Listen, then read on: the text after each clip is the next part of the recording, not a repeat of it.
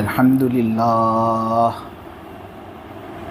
لله نحمده ونستعينه ونستغفره ونؤمن به ونتوكل عليه ونعوذ بالله من شرور أنفسنا ومن سيئات أعمالنا من يهده الله فلا مضل له ومن يضلله فلا هادي له ونشهد أن لا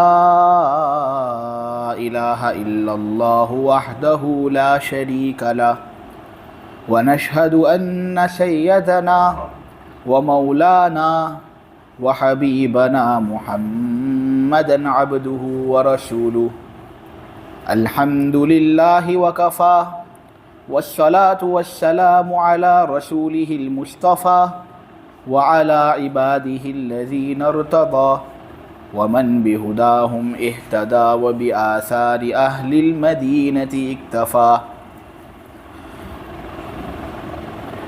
أعوذ بالله من الشيطان الرجيم بسم الله الرحمن الرحيم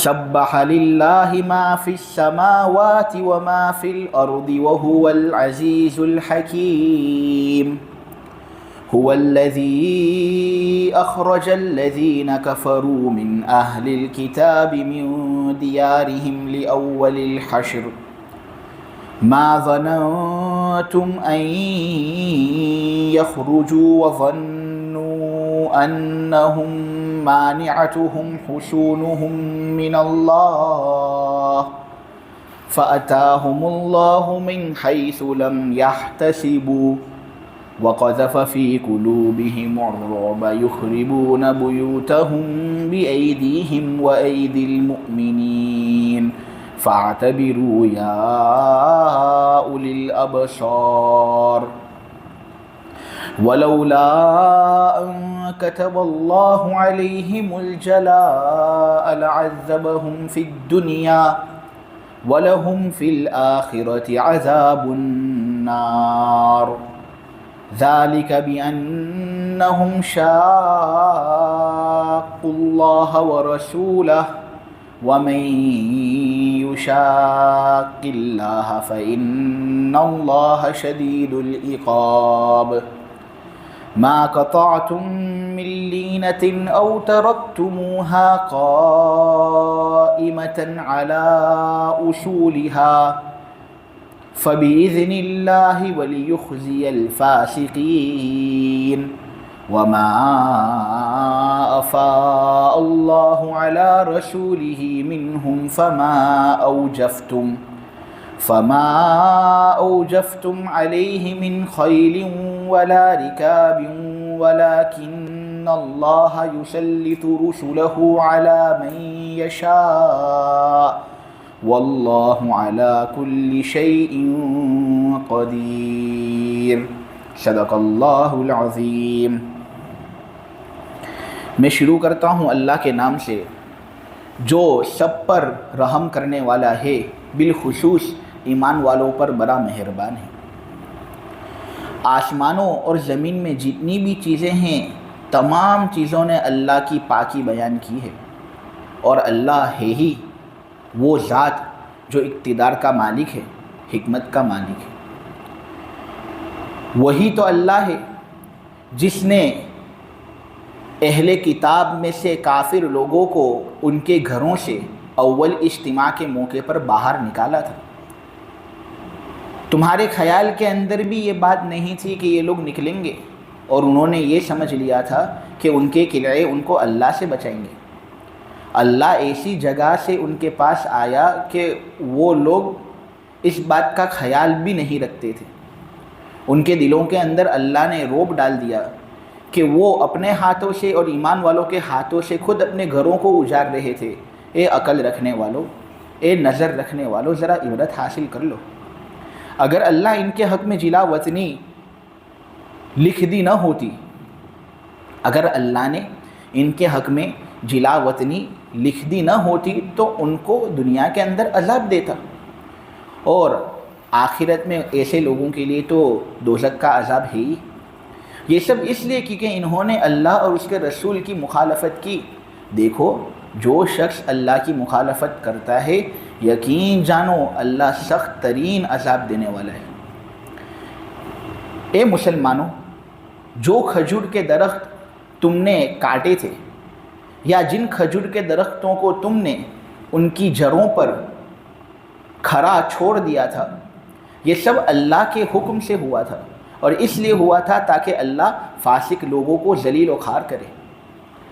اللہ کافر لوگوں سے اپنے رسول کو جو بھی فے کے طور پر مال دلواتا ہے تو وہ مال ایسا ہے کہ اس کے لیے نہ تم نے گھوڑے دوڑائے نہ اونٹ دوڑائے، لیکن اللہ تبارک و تعالیٰ اپنے رسولوں کو جس چیز پر بھی چاہتا ہے اور جن لوگوں پر بھی چاہتا ہے تسلط عطا فرما دیتا ہے۔ دیکھو اللہ ہر چیز پر بڑی قدرت رکھنے والا ہے۔ سورہ حشر کی تفسیر اس سے پہلے ہفتے کے اندر شروع ہو گئی تھی، اور اس کے اندر جو واقعہ سورہ حشر کے متعلق ہے وہ بھی میں آپ لوگوں کے سامنے بیان کر چکا ہوں۔ آج کے اس سبق کے اندر سب سے پہلی بات تو بسم اللہ الرحمن الرحیم کے متعلق کرنی ہے۔ اس کا صحیح ترجمہ ہوتا ہے کہ میں شروع کرتا ہوں اللہ کے نام سے جو سب پر رحم کرنے والا ہے، بالخصوص ایمان والوں پر بڑا مہربان ہے۔ کیونکہ رحمان اور رحیم یہ جو دو لفظ ہیں نا، ان کے درمیان فرق ہے۔ رحمان ایک ایسا لفظ ہے جو اللہ کے ساتھ خاص ہے۔ اللہ کے علاوہ تم کسی دوسرے شخص کو رحمان نہیں کہہ سکتے۔ اگر تمہیں اس کو رحمان بلانا ہی ہے تو ساتھ ساتھ عبد کا لفظ بھی لگانا پڑے گا، عبد الرحمن، کیونکہ اس کے اندر رحمت کا معنی مبالغہ کے ساتھ موجود ہے۔ جبکہ رحیم ایک ایسا لفظ ہے کہ یہ تم اللہ کے لیے بھی بول سکتے ہو، اللہ کے علاوہ کسی دوسرے شخص کو بھی تم رحیم کہنا چاہو تو کہہ سکتے ہو، اس کے لیے عبد لگانے کی ضرورت نہیں۔ یعنی اگر کسی کو تم فقط رحیم ہی بلاؤ، عبد الرحیم کہے بغیر تو بھی کوئی حرج نہیں۔ یہ فرق رحمان اور رحیم کے درمیان ہے۔ رحمان کے اندر جو رحمت کا معنی ہے نا، وہ رحیم کے مقابلے میں بھی زیادہ ہے۔ رحمت کہتے ہیں کسی شخص کے لیے اپنے دل کو نرم کر دینا، تو رحمان کے اندر یہ رحمت والا معنی جو ہے وہ رحیم کے مقابلے میں بہت زیادہ ہے، اس لیے یہ اللہ ہی کے ساتھ خاص ہے۔ اس رحمت کے اندر ایمان والوں پر جو رحمت ہوتی ہے وہ بھی داخل ہے، اور کافروں پر بھی جو رحمت ہوتی ہے نا وہ بھی داخل ہے۔ کیونکہ اگرچہ کوئی آدمی اللہ کو نہ مانتا ہو اور وہ کافر ہو، لیکن پھر بھی اللہ اس پر بھی تو رحم کرتا ہی ہے نا، اس کو بھی روزی روٹی سے نوازتا ہے، اس کے دھندے کے اندر بھی سفلتا اس کو دیتا ہے، اس کو زندہ رکھ رہا ہے، وہی اللہ تبارک و تعالیٰ کی سب سے بڑی نعمت ہے۔ اور ایسے لوگوں پر اللہ اگر آخرت کے اندر بھی رحم کرنا چاہے تو کر سکتا ہے۔ اور کچھ کافر لوگ ایسے ہوں گے جن پر اللہ رحم کرے گا، لیکن ذرا غور سے سننا کہ میں کیا کہنا چاہتا ہوں۔ رحم کرے گا اس طرح کہ جہنم کی آگ کے اندر تو وہ جلیں گے، لیکن کچھ کافر لوگ ایسے ہوں گے کہ اللہ تبارک و تعالیٰ ان کے عذاب کے اندر تخفیف کر دے گا اگر دنیا کے اندر انہوں نے کچھ اچھے اعمال کیے ہوں تو۔ آپ کو بات سمجھ میں آئی؟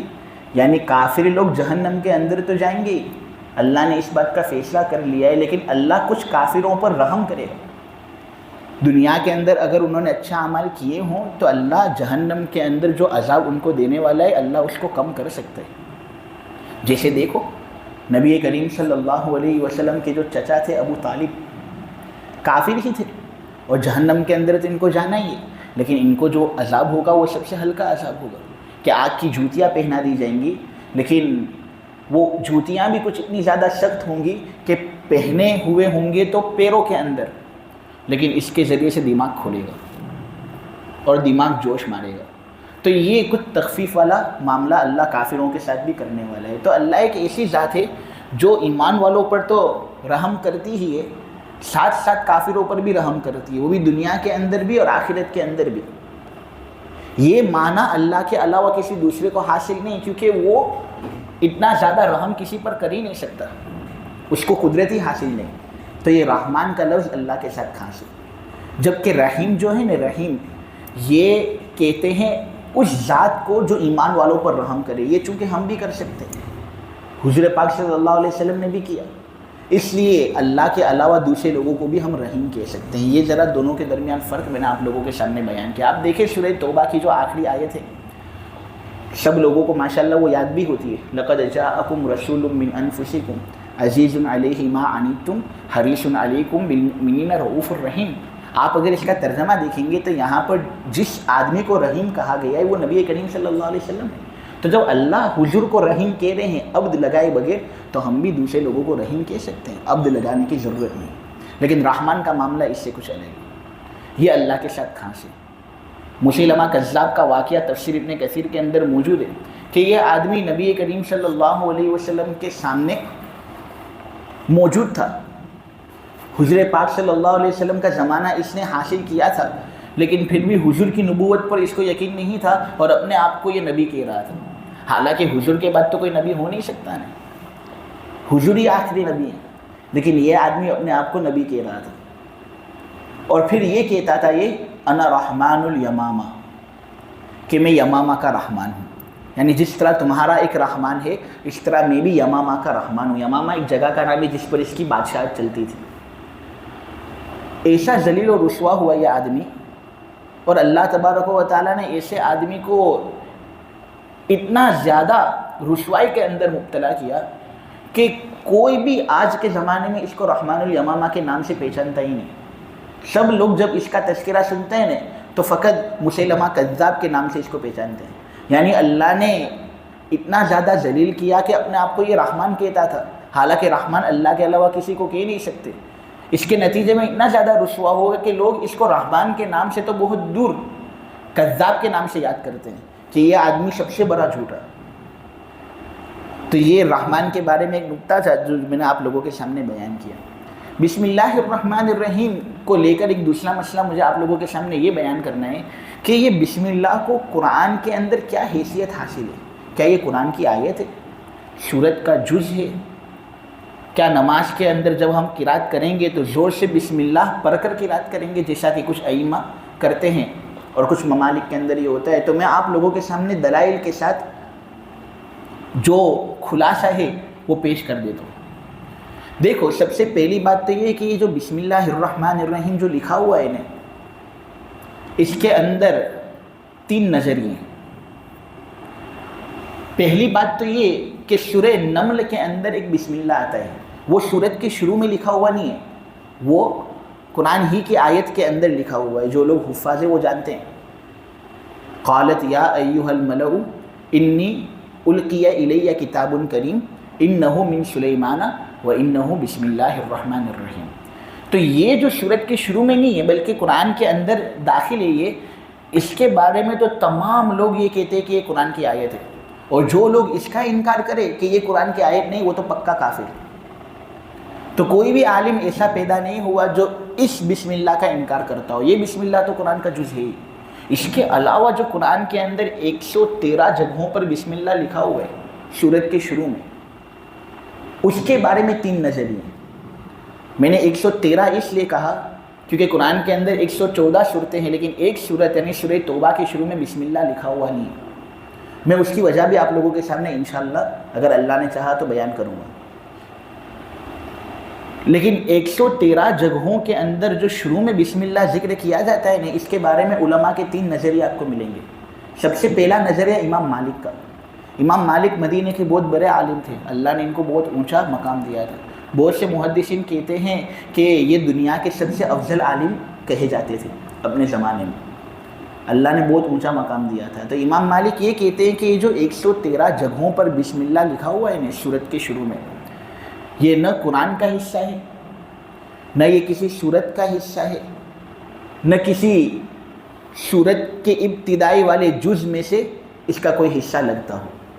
یعنی یہ قرآن سے اس کا کوئی تعلق نہیں, بس فصل کرنے کے لیے اور تاکہ لوگوں کو معلوم چلے کہ یہاں پر سورت پوری ہوئی, یہاں پر نئی سورت شروع ہوئی, اس لیے اس کو یہاں پر لکھا گیا صحابہ کی جانب سے. یہ امام مالک کا نظریہ ہے. ہم اس نظریے کو قبول نہیں کرتے کیونکہ وہ ہمارے امام نہیں. دوسرا نظریہ امام شافعی کا ہے.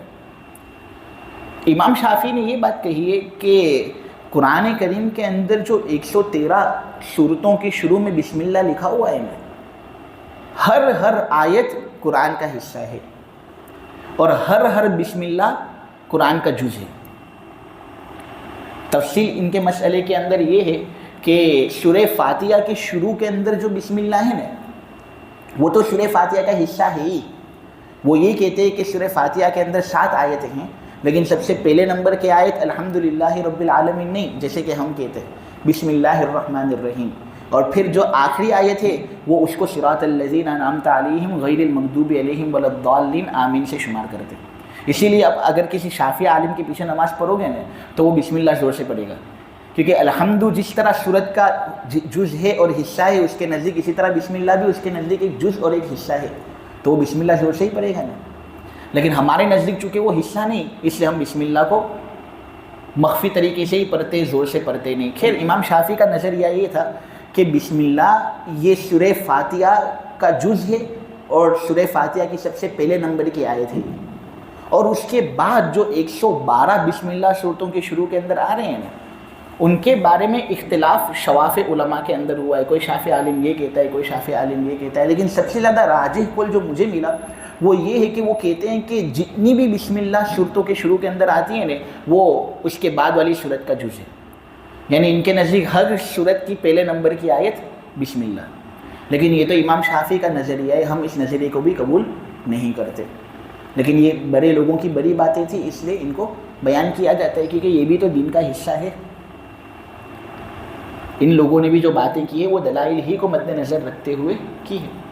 ہمارا نظریہ امام ابو حنیفہ کا نظریہ ہے، ہم امام ابو حنیفہ کو فالو کرتے ہیں، کیونکہ ہم یہ سمجھتے ہیں کہ جتنا قرآن حدیث کا ماہر امام ابو حنیفہ تھے نا، اتنی مہارت اللہ نے کسی کو دی نہیں تھی، اور وہ کیوں، تو اس کی وجہ بھی میں انشاءاللہ اگر اللہ نے چاہا بعد میں بیان کروں گا۔ تو 2 باتیں مجھ پر قرض انشاءاللہ، یہ کہ سورہ توبہ کے شروع میں بسم اللہ کیوں نہیں آئی، اور نمبر 2 امام ابو حنیفہ کا کچھ مختصر تذکرہ۔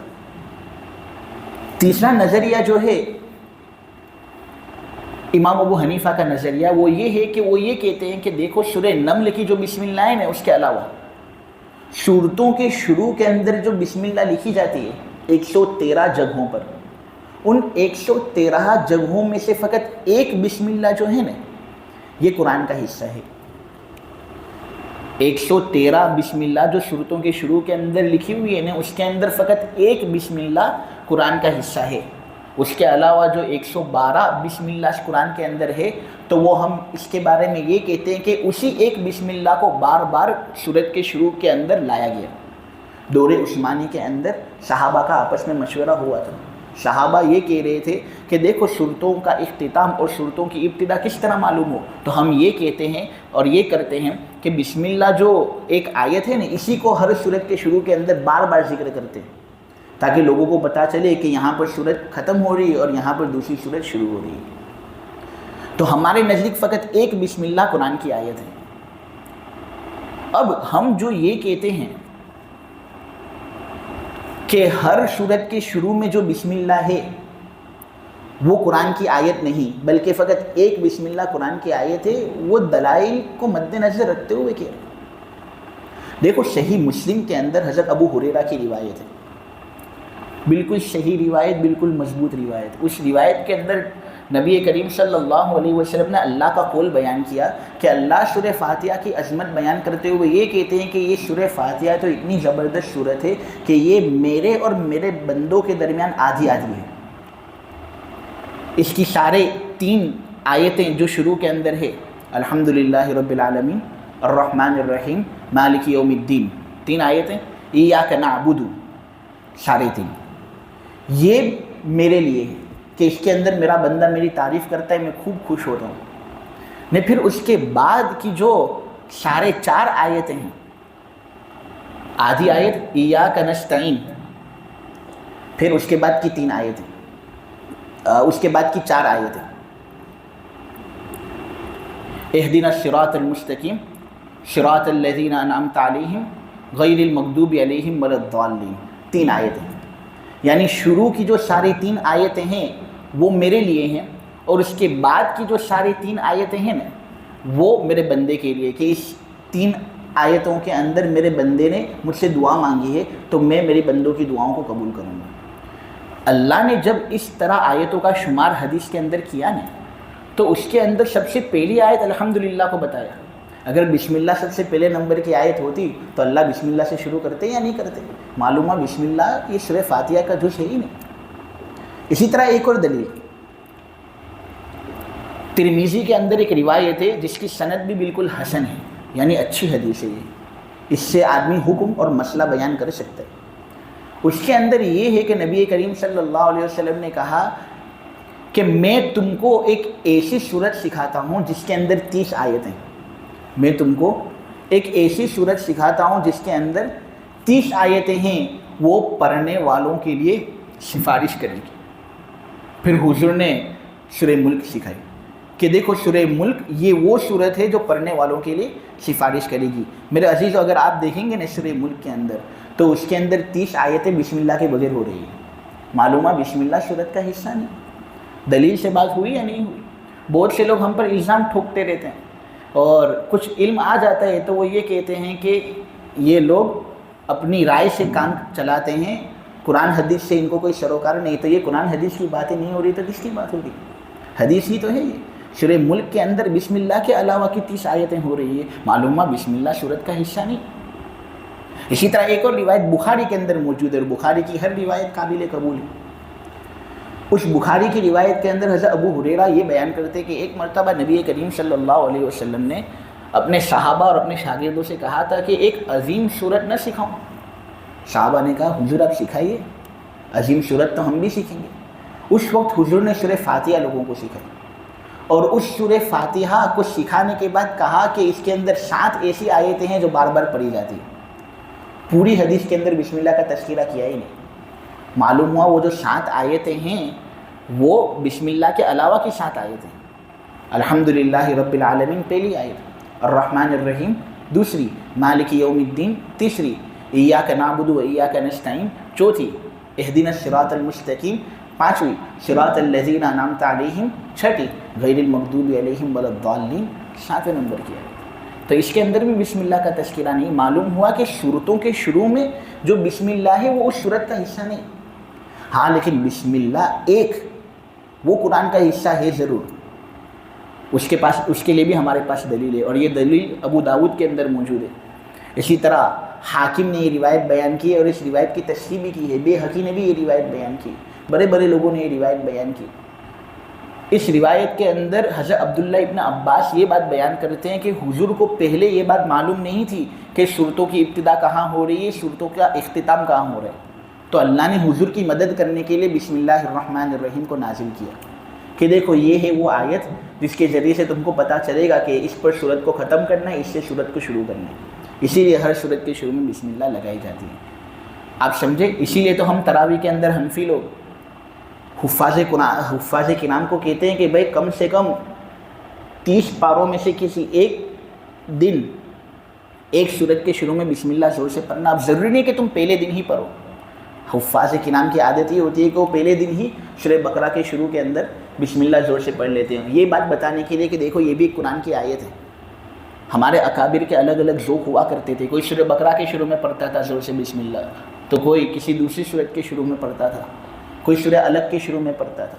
تو یہ بسم اللہ کے بارے میں ایک وضاحت تھی جو میں نے آپ لوگوں کے سامنے کی۔ تو آپ کو بات سمجھ میں آئی نا کہ بسم اللہ جتنی بھی قرآن کے اندر لکھی ہوئی ہیں تو ہر بسم اللہ صورت کا جز نہیں، نہ قرآن کا جز ہے، بلکہ فقط ایک ہی بسم اللہ قرآن کی آیت ہے، اور بار بار اس کو صورت کے شروع میں لایا گیا فصل کرنے کے لیے، اور یہ بھی صحابہ کے مشورے سے ہوا ہے۔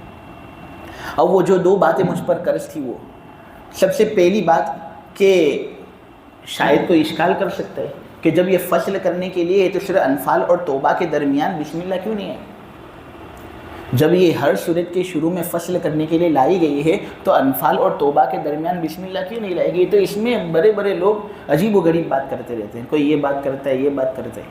اس کے اندر جو بات سمجھ میں آتی ہے وہ یہ ہے کہ دیکھو بہت سے لوگ ایسے ہیں جو سورہ انفال اور توبہ کو ایک ہی صورت کہتے ہیں، اور یہ کہتے ہیں کہ سورہ توبہ اور انفال 2 الگ الگ صورتیں نہیں بلکہ یہ دونوں ایک ہی صورتیں ہیں، احکام ان کے ملتے جلتے ہیں، اس لیے دونوں ایک ہی صورتیں ہیں۔ اب بہت سے لوگوں کو شک ہوا کہ یہ الگ الگ صورتیں اس لیے ان کو الگ الگ کر کے ذکر کیا، ورنہ یہ دونوں ایک ہی صورت ہے۔ جب دونوں ایک ہی صورت ہے تو دیکھو سورہ انفال کے شروع میں بسم اللہ آئی یا نہیں؟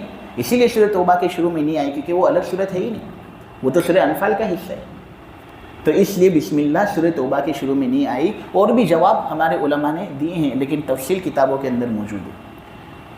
دیکھو تو یہاں پر امام ابو حنیفہ نے جو مسئلہ بتایا تھا وہ بالکل پکا اور مضبوط ہوا یا نہیں؟ لیکن آج کل کے بہت سے لوگ ایسے ہوتے ہیں جو اسی امام کو برا بھلا کہتے ہیں، اور بہت سے لوگ ایسے ہوتے ہیں جو اس امام کو گالی دیتے ہیں، 50 صفحے کی کتابیں لکھتے ہیں اور امام ابو حنیفہ کی بری باتیں ان کتابوں کے اندر لکھتے ہیں اور اپنے آپ کو عالم کہتے ہیں۔ اب یہ کوئی انصاف ہوا؟ کسی کافر کے بارے میں بھی 50 صفحے کی کتاب لکھی نہیں جاتی، تو اتنے بڑے عالم کے بارے میں اتنی بے ادبی، تو ایسے لوگوں کا حال قیامت کے دن کیا ہوگا؟ بہت سی شیعہ لوگ ایسے ہیں نا جو امام ابو حنیفہ کی عزت کرتے ہیں، تو شیعہ لوگ بھی امام ابو حنیفہ کی عزت کرتے ہیں، حالانکہ یہ لوگ تو صحابہ کو بھی گالی دیتے ہیں۔ جب یہ امام ابو حنیفہ کی عزت کرتے ہیں اتنی زیادہ، تو پھر اس صورت میں ہماری امت کے کچھ پڑے ہوئے نوجوان امام ابو حنیفہ کی بات ان کو سمجھ میں نہیں آتی تو امام حنیفہ کو گالی دینا شروع، یہ بالکل مناسب نہیں۔ اللہ نے امام صاحب کو بہت اونچا مقام دیا تھا۔ میرے عزیزو، ہمارے امام صاحب امام ابو حنیفہ ہیں نا، ان کا نام تھا نعمان ابن ثابت۔ ان کے پوتے جو اسماعیل ہیں انہوں نے یہ نام بیان کیا تھا کہ میرے دادا کا نام نعمان ابن ثابت ہے۔ ان کو امام ابو حنیفہ اس لیے کہا جاتا ہے کیونکہ ان کی ایک بیٹی تھی جس کا نام تھا حنیفہ۔ اب یہ چونکہ حنیفہ کے ابا تھے اس لیے ان کو ابو حنیفہ کہا جاتا ہے، آپ سمجھے؟ مثلاً اگر کسی کی بیٹی ہو، مثلاً میری بیٹی کا نام انفال ہے، تو میں جس طرح عمار ہوں نا اسی طرح ابو الانفال بھی ہوں۔ عرب لوگوں کی عادت ہوتی تھی اس طرح کہنے کی، تو ان کی بیٹی تھی نا حنیفہ، اس لیے ان کو ابو حنیفہ کہا جاتا ہے۔ بعض لوگ اس کی وجہ یہ بیان کرتے ہیں کہ حنیف کہتے ہیں اس آدمی کو، کسی کا نام حنیف ہو نا تو حنیف کہتے ہیں اس آدمی کو جو باطل ادیان سے اعراض کرتا ہو، دین حق کی طرف مکمل طور پر متوجہ ہوتا ہو۔ ان کے اندر چونکہ یہ وصف تھا اس لیے ان کو ابو حنیفہ کہا جاتا تھا۔ بعض لوگوں نے یہ وجہ بھی بیان کی ہے کہ حنیفہ دراصل عراقی زبان میں دوات کو کہتے تھے، انک پوٹ۔ اب یہ چونکہ انک پوٹ سے بہت زیادہ لگے رہتے تھے اور ملازمت بالکل حاصل تھی کیونکہ کتابیں لکھتے رہتے تھے نہیں، تو اس لیے ان کو ابو حنیفہ کہا جاتا ہے۔ امام ابو حنیفہ یہ کوفہ کے اندر پیدا ہوئے۔ بہت سے لوگ یہ اعتراض کرتے ہیں کہ ارے ان کی پیدائش تو مدینے کی ہے بھی نہیں، جب مدینے کی نہیں ہے ان کی پیدائش تو پھر اس صورت میں ان کا قول کیوں معتبر مانا جاتا ہے؟ تو بھائی کوفہ بھی بہت اونچی جگہ تھی، بہت اونچی جگہ۔ علامہ کوثری ایک بہت کٹر حنفی عالم ہے، انہوں نے نصب الرایا کا جو شروع والا حصہ ہے نا مقدمے کے اندر کوفہ کی پوری تاریخی پس منظر لکھ لی ہے انہوں نے۔ عربی کے اندر اس کا کچھ خلاصہ میں آپ لوگوں کے سامنے بیان کرتا ہوں۔ علامہ کوثری یہ کہتے ہیں کہ سب سے پہلے کوفہ کی بنیاد حضرت عمر رضی اللہ تعالیٰ عنہ نے ڈالی سن ہجری 17 کے اندر، اور عمر رضی اللہ تعالیٰ عنہ نے اس آبادی کو تعمیر کیا، اور پھر اس آبادی کی طرف بڑے صحابی حضرت عبداللہ ابن مسعود کو بھیجا کہ جاؤ وہاں پر اور دین سکھاؤ۔ آپ عبداللہ ابن مسعود کا اندازہ اس بات سے لگا سکتے ہو کہ عرف الشذی کے اندر مولانا انور شاہ صاحب کشمیری نے یہ بات بیان کی ہے کہ کچھ لوگ تو عبداللہ ابن مسعود کو، میں یہ نہیں کہتا کہ یہ بات صحیح ہے، لیکن کچھ علماء ایسے ہیں بڑے لوگ جو عبداللہ ابن مسعود کو ابو بکر اور عمر سے اونچا مقام دیتے تھے۔ اب اس کا مطلب یہ نہیں کہ ابو بکر اور عمر سے ان کا مقام اونچا تھا، ہمارا عقیدہ تو یہی ہے کہ ابو بکر اور عمر ہی کا مقام اونچا تھا، لیکن کچھ معتبر عالم ایسے ہیں جنہوں نے عبداللہ ابن مسعود کو ابو بکر اور عمر سے بھی اونچا مقام دیا، تو کچھ نہ کچھ تو ہوگا نہیں ان کے اندر۔ اور عبداللہ ابن مسعود کے بارے میں یہ جب ان کو بھیجا جا رہا تھا کوفہ تو خود حضرت عمر نے یہ بات کہی کہ دیکھو کوفہ والوں ان کی قدر کرنا، مجھے خود ابن مسعود کی ضرورت ہے یہاں پر، لیکن پھر بھی میں اس ضرورت کو قربان کر رہا ہوں، تمہارے پاس بھیج رہا ہوں تاکہ کوفہ کے اندر ایک علمی ماحول پیدا ہو۔ چنانچہ دور عثمانی کے اختتام تک انہوں نے قرآن حدیث کی تعلیم دی وہاں پر، اور اس کے نتیجے میں کہنے والے کہتے ہیں کہ 4000 سے زائد علماء خود ابن مسعود ہی کے زمانے میں پیدا ہو گئے تھے کوفہ کے اندر، اس مختصر بستی کے اندر 4000 علماء، وہی بڑے بڑے اونچے درجے کے علماء۔ حضرت علی جب کوفہ کے اندر پھر آئے تھے نا تو حضرت علی رضی اللہ تعالیٰ عنہ نے اس منظر کو دیکھ کر کہا کہ اللہ ابن مسعود پر رحم کرے، انہوں نے کیسا علم یہاں پر پھیلا دیا ہے کہ ہر گلی کے اندر کوئی نہ کوئی عالم دین ملتا ہی ہے۔ کوفہ کا مرتبہ ابن مسعود کے آنے سے کچھ کم نہیں تھا، بہت اونچا تھا، لیکن حضرت علی جب ابن مسعود کے بعد آئے نے تو پھر کوفہ کے 4 چاند لگ گئے اور علمی اعتبار سے بہت ترقی کی کوفہ نے۔ بڑے بڑے علماء کوفہ سے تعلق رکھتے تھے۔ سعید ابن جبیر کوفہ سے ہیں۔ سعید ابن جبیر اتنے بڑے عالم تھے میرے عزیزو، کیا بات بیان کروں کہ عبداللہ ابن عباس صحابی رسول ہیں، ان کے پاس جب کوئی کوفہ کا رہنے والا جاتا اور کوئی مسئلہ پوچھتا تو عبداللہ ابن عباس پوچھتے تھے کہ بھائی کہاں کے ہو تم؟ تو وہ کہتا کوفہ کا ہوں۔ تو عبداللہ ابن عباس صحابی ہونے کے باوجود کہتے تھے کہ کیا سعید ابن جبیر کوفہ میں نہیں؟ تو اس کو چھوڑ کر مجھ سے مسئلہ پوچھنے کے لیے آیا ہے۔ یہ سعید ابن جبیر کا مقام ہے، کوفی عالم۔ اسی طرح ایک عالم ابراہیم نخعی، ابو عمران ابراہیم نخعی کے بارے میں کہتے ہیں کہ یہ کوفی عالم دین اتنا زیادہ اونچا ہے کہ اس سے بڑھ کر کسی عالم دین کو میں نے دیکھا نہیں۔ کسی نے ان پر اعتراض کیا کہ یہ ابو عمران حسن بصری سے بھی اونچا عالم ہے، تو ابو عمران نے کہا ارے بھائی حسن بصری ہی کیا، مشرق و مغرب کے تمام عالم بھی مل جائیں تب بھی ابراہیم نخعی سب پر بھاری۔ یہ کوفہ کے عالم ابراہیم نخعی کون؟ امام ابو حنیفہ کے جو استاد خاص تھے نا حماد، ان کے استاد ابراہیم نخعی۔ یعنی مثلا میرے استاد مفتی عبید، تو مفتی عبید کے استاد مفتی احمد صاحب، آپ سمجھے؟ تو اسی طرح امام ابو حنیفہ کے استاد حماد اور حماد کے استاد ابراہیم نخعی۔ تو ابراہیم نخعی کا امام ابو حنیفہ کی تربیت کے اندر بھی ایک خاصا اثر تھا۔ اسی طرح امیر المؤمنین فی الحدیث عامر ابن شرحبیل شعبی، یہ بھی کوفی عالم تھے۔ ان کے بارے میں حضرت عبداللہ ابن عمر یہ بات بیان کرتے، صحابی رسول تعریف کر رہے کہ جب مغازی پر یہ آدمی بحث کرتا ہے نا شعبی، تو میں خود حضور کے ساتھ بہت سے غزووں کے اندر شریک ہوا ہوں، لیکن جب اس کی باتیں سنتا ہوں تو میں یہ کہہ دیتا ہوں کہ اس کی یادداشت تو مجھ سے بھی زیادہ مضبوط ہے۔ یہ کوفی عالم۔ امام ابو حنیفہ بھی اسی ماحول سے پیدا ہوئے تھے۔ امام ابو حنیفہ کے بارے میں تو ایک ایسی فضیلت منقول ہے جو فضیلت ان کے بعد کے عالم کو حاصل ہی نہیں۔ امام ابو حنیفہ کے بارے میں در مختار کے مصنف نے یہ بات لکھی ہے کہ انہوں نے تو 20 صحابہ کی زیارت کی۔ الاکمال کے اندر ایک 26 صحابہ کی زیارت کی امام ابو حنیفہ نے۔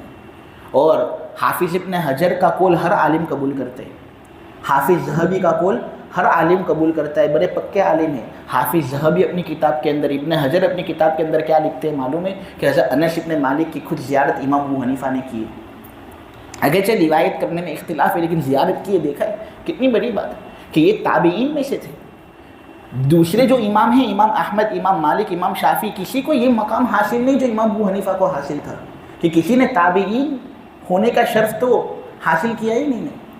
اور خود ایک صحابی ہیں عبداللہ ابن حارث الزبیدی، اس کے بارے میں بہت سے بڑے بڑے لوگوں نے یہ بات لکھی ہے کہ امام ابو حنیفہ نے صحیح سند کے ساتھ ان سے روایت بھی کی ہے، یعنی انہوں نے شاگردی حاصل کی عبداللہ ابن حارث زبیدی کی اور ان کے حوالے سے انہوں نے روایت بیان کی حضور کے حوالے سے، یعنی حضور اور نبی کریم صلی اللہ علیہ وسلم کے درمیان واسطہ حضور اور امام ابو حنیفہ کے درمیان واسطہ فقط ایک، اور وہ عبداللہ ابن حارث زبیدی کا واسطہ۔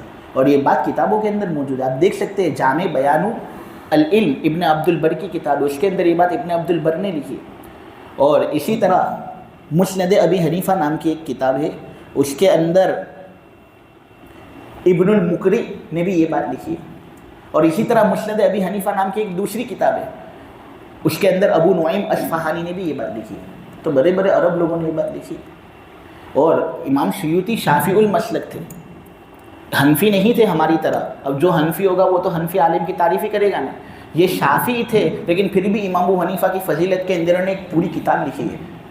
وہ کتاب آپ گوگل پر سرچ بھی کر سکتے ہو، تبیید الصحیفہ فی مناقب ابی حنیفہ۔ اس کے اندر بھی امام ابو حنیفہ کی تعریف پر تعریف انہوں نے کی ہے۔ اور انہوں نے تو یہ بات کہی ہے کہ سورہ محمد کی جو آخری آیت ہے نا، وَإِن تَتَوَلَّوْا يَسْتَبْدِلْ قَوْمًا غَيْرَكُمْ ثُمَّ لَا يَكُونُوا أَمْثَالَكُمْ، اس کا مصداق پیش گوئی کے طور پر امام ابو حنیفہ ہے۔ اس آیت کے اندر اللہ تعالیٰ یہ کہہ رہے ہیں کہ اگر تم منہ موڑو گے اے عرب لوگ تو میں تمہاری جگہ ایک ایسی قوم کو پیدا کر دوں گا جو تمہاری طرح نہیں ہوگی اور دین کا کام بڑے پکے طریقے سے کرے گی۔ امام سیوطی کہتے ہیں کہ اس سے مراد امام ابو حنیفہ ہے۔ اللہ نے پہلے سے امام حنیفہ کی اس طرح پیشین گوئی دے دی تھی کہ امت کے اندر ایک ایسا عالم آنے والے۔ سیوطی بہت بڑے عالم تھے۔ اسی طرح علامہ سیوطی نے یہ بات کہی ہے کہ مسلم کے اندر حضرت ابو ہریرہ کی روایت ہے کہ حضرت ابو ہریرہ بیان کرتے کہ ایک مرتبہ نبی کریم صلی اللہ علیہ وسلم کے تمام شاگرد حضور کے پاس بیٹھے ہوئے تھے اور اس میں حضرت سلمان فارسی بھی بیٹھے ہوئے تھے۔ فارسی النسل تھے۔ حضرت سلمان فارسی پر نبی کریم صلی اللہ علیہ وسلم نے ہاتھ رکھا اور کہا کہ یہ آدمی اور اس کی اولاد اتنی زیادہ اونچے درجے پر فائز ہے کہ اگر علم ثریا نامی ستارے پر بھی پہنچ جائے گا نا تب بھی یہ فارس والے اس علم کو بھی حاصل کر لیں گے۔ سیوطی یہ کہتا ہے کہ یہ جو ستارے پر علم حاصل کرنے کی بات جس کے بارے میں ہو رہی ہے نا یہ امام ابو حنیفہ ہے، کیونکہ یہ بھی فارسی النسل تھے۔ خود ان کے پوتے اسماعیل یہ کہتے کہ ہم فارسی النسل تھے، امام حنیفہ فارسی النسل تھے۔ تو اس حدیث کے اندر حضور امام ابو حنیفہ کی پیش گوئی دے رہے تھے اور ان کے بارے میں کھیل والے الفاظ ذکر کر رہے تھے۔ امام ابو حنیفہ کے بارے میں تو بہت سے علماء نے یہ بات لکھی ہے کہ خود امام مالک جو 4 اماموں میں سے ایک امام ہے وہ ان کے شاگرد ہیں۔ ابن حجر مکی بہت بڑے عالم ہے، انہوں نے یہ بات اپنی کتاب کے اندر لکھی ہے کہ امام مالک جو ہیں نا وہ امام ابو حنیفہ کے شاگرد ہیں۔ تو امام حنیفہ جو استاد ہے تو ان کا کیا مقام ہوگا؟ سن ہجری 80 کے اندر امام ابو حنیفہ کی پیدائش ہوئی اور امام مالک کی پیدائش سن ہجری 95 کے اندر پیدا ہوئی، تو 15 سال کا فرق ہے، تو 15 سال کے اندر ایک آدمی استاد بن جاتے۔ امام مالک تو بہت سے مسئلوں کے اندر امام ابو حنیفہ کی پیروی کرتے تھے۔ قاری محمد طیب صاحب نے اپنی کتاب کے اندر یہ بات لکھی ہے کہ 60,000 مسائل ایسے تھے جو امام مالک نے امام ابو حنیفہ سے سیکھے۔ 60,000 مسائل، ایک دو مسئلے کی بات نہیں، 60,000 60,000 مسائل۔ یہ امام مالک جو 4 اماموں میں سے ایک بڑے امام سمجھے جاتے ہیں، جن کو مدینے کا سب سے بڑا عالم کہا جاتا تھا۔ امام مالک کا ایک مرتبہ امام ابو حنیفہ کے ساتھ مناظرہ ہوا، کچھ ڈسکشن ہوئی، عالم لوگوں کی اس طرح ڈسکشن ہوا کرتی ہے۔ عالم کے ساتھ کوئی دوسرا عالم ڈسکشن کرے نا تو یہ بہت اچھی بات ہوتی ہے، لیکن عالم کے ساتھ جب کوئی غیر عالم ڈسکشن کرے اور اعتراض کرے تو یہ بات بری سمجھی جاتی ہے، کیونکہ ایک تو علم نہیں نے پھر ڈسکشن کرنا، اعتراض کرنا علماء پر، یہ بالکل مناسب نہیں، اس میں ہماری اصلاح کرنے کی ہمیں ضرورت ہے۔ تو عالم کے ساتھ ایک دوسرا عالم اگر ڈسکس کریں نا تو بہت اچھی بات سمجھی جاتی ہے۔ تو اسی طرح امام مالک اور امام ابو حنیفہ کے درمیان ایک طرح کا مناظرہ ہوا، ڈسکشن ہوئی۔ لوگ جب دونوں فارغ ہوئے تو لوگوں نے امام مالک سے پوچھا کہ امام ابو حنیفہ کو کیسا پایا، تو انہوں نے کہا کہ یہ آدمی اتنا زبردست ہے کہ اگر یہ کسی لکڑی کے ستون کے بارے میں یہ کہہ دینے کہ یہ سونے کا ہے تب بھی یہ اس کو ثابت کرنے پر قادر ہوگا۔ یہ امام حنیفہ کی تعریف امام مالک نے کی، اور یہ تو ایک امام کی بات کر رہا ہوں میں، اس کے علاوہ کے 2 امام، امام احمد اور امام شافعی، یہ دونوں تو امام ابو حنیفہ کے شاگرد تھے ہی، بلکہ شاگرد کیا شاگردوں کے شاگرد تھے، کیونکہ امام ابو حنیفہ نے پڑھایا تھا امام محمد کو، اور امام محمد استاد ہوتے ہیں امام احمد کے بھی اور امام شافعی کے بھی۔ تو امام ابو حنیفہ کا مقام کتنا اونچا، یہ تو بہت آگے تھے۔ جو 3 الگ الگ امام ہیں نا اس سے بھی بہت زیادہ اللہ نے ان کو اونچا مقام دیا تھا۔ اللہ کو امام ابو حنیفہ سے کام لینا تھا، یوں نہیں یوں امت کا اکثر حصہ امام ابو حنیفہ کی پیروی تھوڑی کر رہے۔ اللہ کبھی بھی اس امت کو گمراہی پر جمع نہیں کرے گا، حدیث ہے۔ آپ دیکھو کہ دنیا کے اندر زیادہ سے زیادہ لوگ حنفی ہیں، تو کچھ نہ کچھ تو خوبی تو اس کے اندر ہوگی کہ اللہ نے اس کو اتنی مقبولیت سے نوازا۔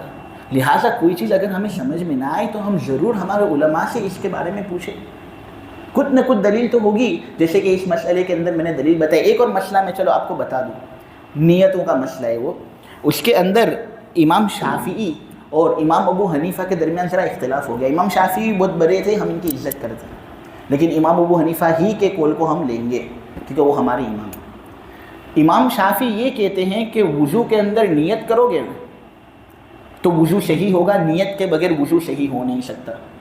امام ابو حنیفہ یہ کہتے ہیں کہ دیکھو وضو کے اندر نیت کرو گے تو ثواب ملے گا، لیکن نیت کے بغیر بھی وضو صحیح ہو جائے گا۔ اختلاف سمجھ میں آ گیا آپ کو؟ مثلا میں اس کا ایک فائدہ بتاؤں، آپ باہر نکلے، بارش زوردار ہو رہی ہے، ٹھیک ہے، بارش زوردار ہوئی اور خوب بھیگ گئے، تم چہرہ بھی دھل گیا، ہاتھ بھی دھل گئے، سر پر مسا بھی ہو گیا، ٹھیک ہے، اور پیر بھی دھل گئے۔ اب تمہاری کیا وضو کرنے کی نیت تھی؟ تم تو بس بارش کے اندر گھوم رہے تھے، پھر رہے تھے، بورڈ سے لوگ راؤنڈ مار رہے تھے، تو وضو کرنے کی نیت تھی نہیں، فقط بارش برسا تم پر۔ اب امام ابو حنیفہ کے نزدیک چونکہ نیت ضروری نہیں تو وضو صحیح ہو جائے گا، اب اس کے بعد تم نماز پڑھنا چاہو تو نماز پڑھ سکتے ہو، لیکن ثواب تم کو ملے گا نہیں، کہ ثواب تو نیت پر ہی ملتے ہیں۔ لیکن امام شافعی کے نزدیک وضو ہوا ہی نہیں، کیونکہ نیت کی نہیں اس نے، اتفاقاً پانی اس پر آ گیا اور وہ اعضائے وضو دھل گئے، تو یہ اختلاف۔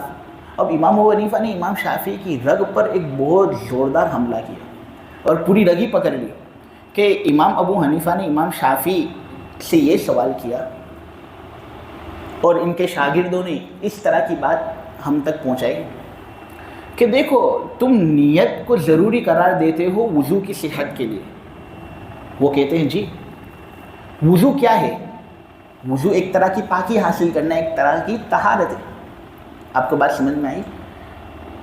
تو جب اس طہارت کے اندر نیت ضروری تو ہر طہارت کے اندر نیت کو ضروری دو۔ وضو جب ایک طہارت ہے تو جب وضو والی طہارت کے اندر نیت ضروری تو ہر طرح کی طہارت کے اندر نیت ضروری ہونی چاہیے نا۔ تو کپڑے جب تم دھوتے ہو اس کے اندر کوئی ناپاکی لگتی ہے تو کیا نیت کرتے ہو یا فقط دھو لیتے ہو؟ نیت کرنا کیا ضروری اس وقت؟ تو شافعی عالم بھی یہ کہتے ہیں کہ نہیں، جب ہم کپڑوں دھوئیں گے اس کے اندر طہارت حاصل کریں گے تو نیت کرنا ضروری ہے، نیت کے بغیر بھی کپڑے پاک ہو جائیں گے۔ تو امام حنیفہ نے کہا کہ جب یہاں پر نیت کے بغیر کپڑے پاک ہو رہے تو وہاں پر نیت کے بغیر وضو کیوں درست نہیں ہوگا؟ بات مضبوط ہے یا نہیں؟ کہ جب کپڑے پاک نہیں ہو رہے نیت کے بغیر تو پھر وضو نیت کے بغیر کس طرح درست ہو؟ نے پھر ایک اور بات بتائی کہ دیکھو ہر چیز جو ہوتی ہے اس کا اثر ضرور مرتب ہوتا ہے، عقل اس بات کا تقاضا کرتا ہے۔ پانی کے اندر پاک کرنے کی صلاحیت ہے، یہ میں نہیں کہہ رہا ہوں، اللہ کہہ رہا ہے۔ وَأَنزَلْنَا مِنَ السَّمَاءِ مَاءً طَهُورًا، ہم نے آسمان سے پانی برسایا اور اس کے اندر پاک کرنے کی صلاحیت ہے۔ تو پانی کے اندر پاک کرنے کی صلاحیت ہے، اگر تم اس کو کسی نجاست پر پھینکو گے نہیں تو وہ پاک کرے گا اس کو، یہ اس کی صلاحیت ہے۔ اب عقل کے اعتبار سے بھی آدمی غور کرے، کیا نیت کے اوپر وہ پاکی موقوف ہے کہ نیت کرو گے تبھی وہ پاک کرے گا؟ نہیں، نیت اگر نہیں ہوگی تب بھی وہ اپنا کام تو کرے گا ہی نہیں۔ آدمی اگر بندوق لے کر کسی پر فائرنگ کرے تو نیت ہو فائرنگ کرنے کی یا نہ ہو، اگر فائرنگ کر لیتا ہے تو اس کا اثر ہوگا کہ سامنے والا زخمی ہوگا۔ تو اسی طرح پانی کا ایک اثر ہے، وہ پاکی بخشتا ہے، خواہ نیت ہو یا نہ ہو۔ معلوم ہوا کہ جب وضو بھی آدمی کرے گا تو خواہ نیت نہ بھی ہو تب بھی وہ پانی اپنا فائدہ حاصل کرے گا اور اعضائے وضو پاک ہو جائیں گے اور وضو ہو جائے گا۔ لیکن چونکہ حضور نے یہ بات کہی ہے انما الاعمال بالنیات، کہ نیتوں پر اعمال کا ثواب موقوف ہے، اس لیے ہم کہتے ہیں کہ نیت ہوگی تب ثواب ملے گا، نیت نہیں ہوگی تب ثواب نہیں ملے گا۔ یہ ہماری امام ابو حنیفہ رحمۃ اللہ علیہ کی ذہانت تھی۔ اور میرے عزیزوں، میں واقعتاً یہ کہتا ہوں کہ یہ بہت کم حصہ ہے جو میں نے امام صاحب کے بارے میں بیان کیا۔ اس آدمی نے اپنی زندگی کے اندر بہت سے کارنامے انجام دیے، تو اللہ تبارک و تعالی ہمیں ان کی قدر دانی کی توفیق عطا فرمائے۔ آج کی تفسیر کا سبق فقط بسم اللہ ہی پر تھا، بسم اللہ ہی پر جو بحث کرنی تھی وہ ہوئی، اور اس کے بارے میں جو امام صاحب کا نظریہ تھا وہ آپ لوگوں کے سامنے پیش کیا گیا ہے۔ پھر امام صاحب کی کچھ باتیں آپ لوگوں کے سامنے موقع محل کی مناسبت سے ذکر کر دی گئیں۔ تفسیر ما قطعتم من لینۃ او ترکتموها والی آیت سے باقی وہ انشاءاللہ آئندہ ہفتے کریں گے۔ سبحانک اللہم وبحمدک وتبارک اسمک وتعالی جدک ولا الہ غیرک، اللہم صلی علی سیدنا مولانا محمد النبی الامی وعلی آلہ وسلم تسلیما، یا ربی صلی وسلم دائما ابدا علی حبیبک خیر الخلق کلہم۔ اے اللہ ہمارے گناہوں کو معاف فرما دے، مولا ہماری خطاؤں سے درگزر فرما دے۔ اے اللہ ہم بے شک بڑے گنہگار ہیں، مولا ہم نے بہت گناہ کیے ہیں، تو ہمارے گناہوں کو معاف فرما دے۔ اے اللہ قرآن پاک کے جو علوم ہے ان سے ہمارے دلوں کو منور کر دے، قرآن پر سچا پکا عاشق بنا دے، قرآن پر عمل کرنے والا ہمیں بنا دے۔ اے اللہ یہ لوگ تیرا علم حاصل کرنے کے لیے اور دین کی کچھ سوجھ بوجھ حاصل کرنے کے لیے مسجد کے اندر جمع ہوتے ہیں۔ اے اللہ جب ایسے لوگ جمع ہوتے ہیں تو رحمت نازل فرماتا ہے اور فرشتوں کے ذریعے سے تو مقام کو ڈھانپ لیتا ہے۔ اے اللہ اس مجلس کو خوب قبول فرما۔ مولا کریم یہ لوگ مجھے راضی کرنے کے لیے نہیں آئے، ان کو تو تجھے راضی کرنا ہے۔ یہ لوگ مولا کریم تیری رضامندی کو حاصل کرنے کے لیے آئے ہیں، ان کی مولا کریم نیتوں کو قبول کرنا، ان کی نیتوں کی اصلاح کرنا، اور دنیا اور دینی اعتبار سے جو بھی بھلائی اور خیر ہو سب کو مولا کریم اس سے نوازنا۔ ان میں سے بعض کچھ ایسے ہیں مولا کریم جو مقروض ہیں، اور مولا کریم کئی جگہوں سے انہوں نے قرض لے لیا ہے، اے اللہ ہمیں ان کی فکر ہو رہی ہے۔ مولا جب ہم مخلوق ہو کر ان کی فکر کرتے ہیں تو خالق ہے، مولا کریم ان کا ہاتھ تھام لے، اور مولا کریم غیب سے قرض کی ادائیگی کی شکل ان کی نصیب فرما۔ کچھ لوگ صحت کے اعتبار سے بڑے پریشان ہیں، تو کچھ لوگ نوکری کے اعتبار سے بڑے پریشان ہیں۔ اے اللہ تو سب کو اس کے مناسب کام پر لگا دے، اور سب کے ساتھ عافیت والا معاملہ فرما دے۔ جو لوگ مولا کریم یہاں پر بیٹھے ہیں ان پر تو خصوصی فضل فرما اور ان کا خصوصی اکرام فرما، اور جو لوگ نہیں بیٹھے تو ان پر بھی فضل فرما اور بیٹھنے کی توفیق ان کو بھی عطا فرما۔ اے اللہ ان لوگوں کے بدولت تم میری رحمت اور میری مغفرت بھی فرما دے۔ یہ جو تفسیر ہو رہی ہے اس کو قبول فرما لے۔ اے اللہ اگر کوئی غلطی ہو جاتی ہو تو مولا معاف فرما دینا۔ مولا بے شک ہم انسان ہیں، ہم سے غلطیاں ہوتی ہے، ہم فرشتے نہیں۔ اے اللہ اگر کوئی غلطی ہو جاتی ہو تو خوب معاف فرمانا، اور اس بات کو آگے بڑھنے ہی مت دینا۔ اور مولا کریم اگر لوگوں نے ایسی بات سن بھی لی ہو تو بھلا دینا، اور مولا کریم جو صحیح بات ہو اس کو مولا کریم یاد کروانا۔ اے اللہ خیر کے فیصلے فرما، شر کے فیصلے مت فرما۔ مولا کریم جنت کے فیصلے فرما، جہنم کے فیصلے مت فرما۔ عزت کے فیصلے فرما، ذلتی کے فیصلے مت فرما۔ طاقت قوت تندرستی کے فیصلے فرما، بیماری کمزوری ضعف لاغری کے فیصلے مت فرما۔ بہت سے لوگ ایسے ہیں جو تندرست نہیں رہتے، بہت بیمار رہتے ہیں۔ اے اللہ ان کا معاملہ ان کے لیے آسان فرما دے۔ اے اللہ ان کو جوانی والی قوت عطا فرما دے، تندرستی سے ان کو نواز۔ اور اے اللہ جو آج پڑھا اس پر عمل کرنے کی ہمیں توفیق عطا فرما، اور دنیا کے اندر بھی ہمیں کامیابی سے نواز، آخرت کے اندر بھی ہمیں کامیابی سے نواز۔ وصلی اللہ تعالی علی خیر خلقہ محمد وعلی آلہ وصحبہ اجمعین برحمتک یا ارحم الراحمین۔